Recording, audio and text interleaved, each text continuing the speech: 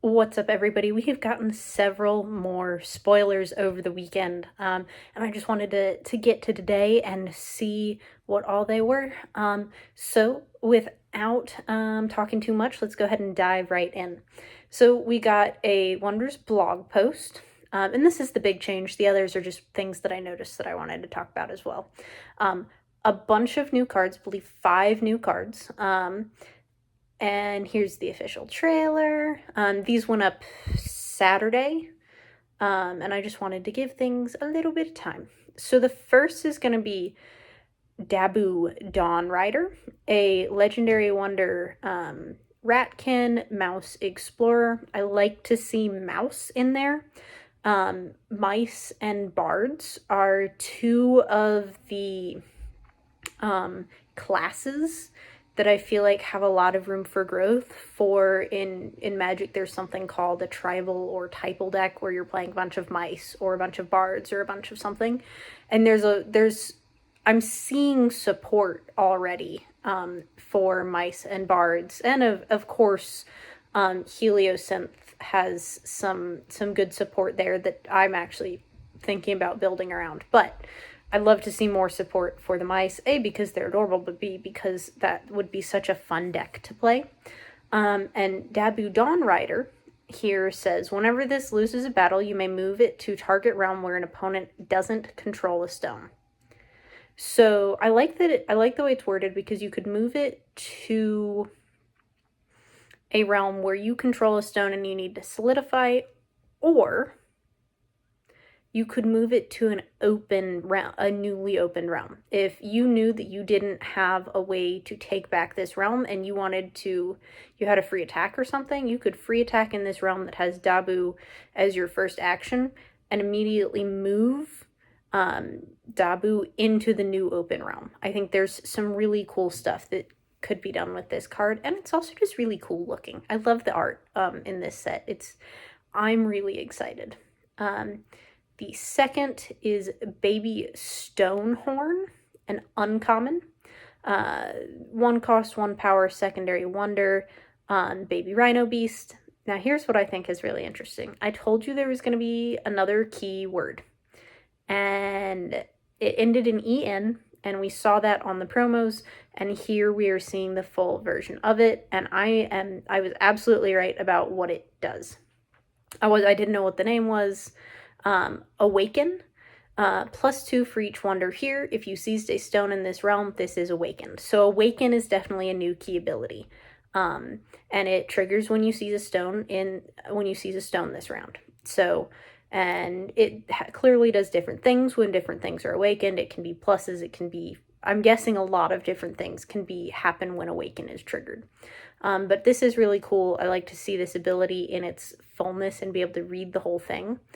And I think it's just a really cool card. It very much fits the Call of the Stones vibes with the little gemstones, and he looks adorable. Rhinos also have a lot of support now that have a lot of cards, if not a lot of support now that I'm thinking about it.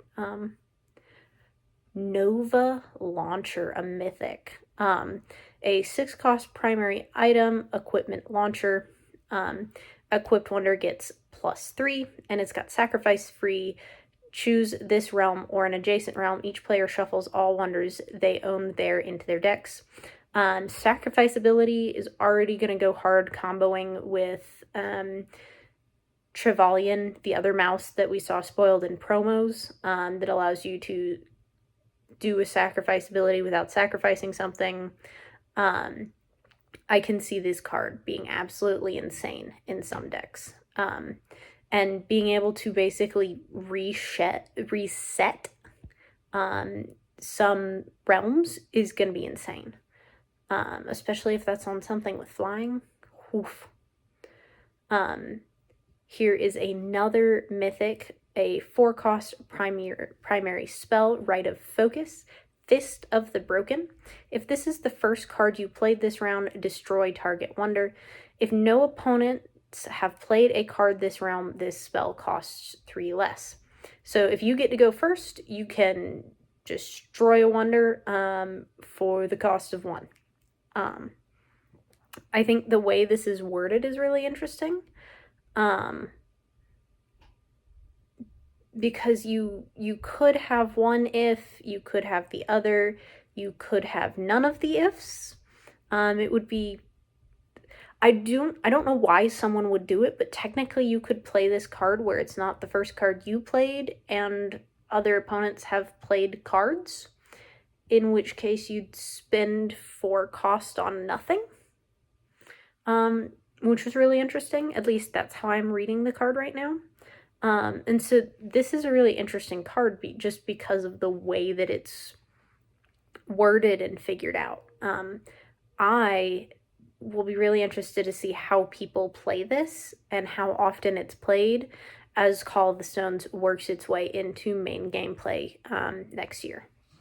And then finally, we have Heat Seeker. And it is a story token vehicle. And I am guessing, if y'all have been paying attention to my videos, we saw a Shockbite Stoneseeker with goggles on. I'm guessing that Kaya Clutch Shockbite is who this goes with, and that's who that lady that looked kind of like Zendaya with the goggles was. And it makes sense with the KS, T1, so this is the first token. What I think is really fun is the abilities on here. Tap free, move this and target wonder you control here to target realm. On round end, if you control a legendary wonder here, untap this. So you can literally like bounce things around the board to do what you need. It's kind of like, it's not like flying, but like it gives you the flexibility of being able to go, well, it helps me to be in this realm, and now I want to be in this realm. And we have a lot of untapped stuff, so I wouldn't be surprised to see this ability be able to repeat. I also wouldn't be surprised if the theme for Kaya is about board movement, just based on what I'm seeing. But I could be wrong. And I like to see that this is KSA, and this for her to be Kaya Clutch Shockbite, and for this to be KS makes me feel pretty strongly, like I did with the other one, that this is I'm going to use the term masked Stoneseeker. It's just the metaphor, the term that I was using in one of the other videos where I was talking about it. It makes sense. A non-celebrity or masked Stoneseeker that's just a character in the game. There's no signature or celebrity behind it. I think because we see KS, Kaya Shockbite, instead of the abbreviation for an actor's initials, we can, like, I feel strong confirming that this is that Kaya is probably not played by an actor or anything, just a normal masked Stoneseeker. And so I think these are all really cool. I love to see a spoiler for a new ability, and I like that we're seeing a lot of this is about realms, and I think that's really interesting with Call of the Stones. A lot of it is about moving things between realms. And then we had 4 more cards spoiled in ads. Some of these we'd already seen a little bit, but we weren't exactly sure what they said fully. The first is Golu, the Destroyer, Legendary Wonder Dragon, Prismation Titan. Enemy cards aren't legendary flying. He's a mythic 9 cost, power 13. Being able to make your enemy's cards not legendary has some pretty big implications for certain other cards. Wink, wink, nudge, nudge. And this is gonna be really interesting. It is core, it looks like. But I like that we're seeing cards that complement well with other cards that have already come out in existence. It just makes my heart warm and fuzzy. It lets me know that it makes me feel good about the way the DBS system works. This is, unless I'm remembering cards wrong, and I don't think so, this is going to affect how people play Corruption Warp. And you can boom boom, and things are going to get really interesting. After Golu is Magna Vortex Rex, another one that we had seen part of, but we weren't sure exactly what it did. Legendary Wonder, Dragon Dinosaur Beast, another core mythic. Tap free, move a stone in an adjacent realm to this realm. When this wins a battle, seize all stones here. Cost 5, power 7. Kind of like could partner really well with Ragnar, and this like hoarding of stones thing that we've seen in Sulfera, that I'm really interested in. I think this is going to be really cool to play with. I didn't mean to zoom in. A Sonics, the Roaring Storm, another mythic, I think, if I remember correctly, these are all mythics. Legendary Wonder, Dragon, I can't read that word, Titan. Call all wonders whose controller controls a stone here. Flying, another core, cost 9, power 12.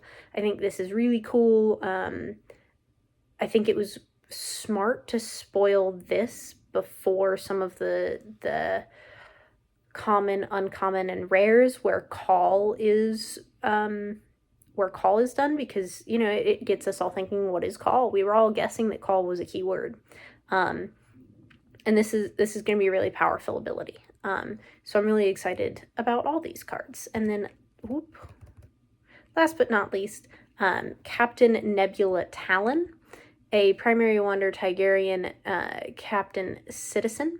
Again, core, 2 cost, 2 power. On play, the next card target opponent plays this round costs +2 energy. So this will require some more high-level gameplay and understanding your opponent and understanding your opponent's deck. People like Sneaky Joe are going to absolutely demolish with this card, because it's such a low cost and it can have such a big impact if you know what your opponent is planning to play next. And even if you see your opponent Thought Tempest and then you play this, you know that they're either going to seek something or they're setting something up to be able to play it, and trigger an on-play ability.